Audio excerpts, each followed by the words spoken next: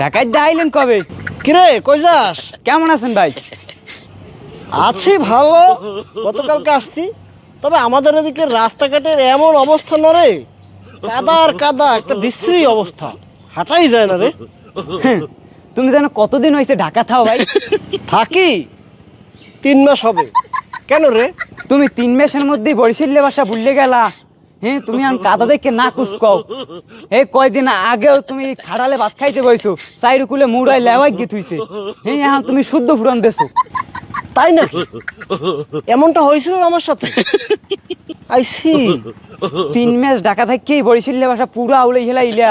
মোটা যদি 30 বছর থাই, এরপর তো বরিশালের ভাষা আউলো মনে।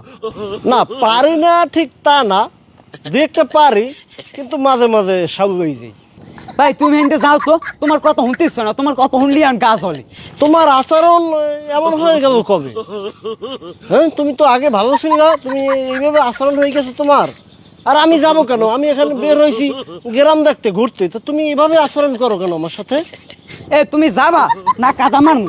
আশ্চর্য! এ তুই আবার কত কই? এই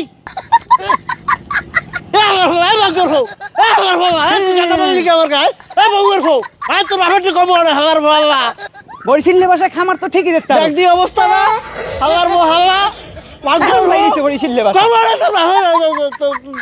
দাতারটাও কমা নাই। এখন শুদ্ধ ফুরাইছে।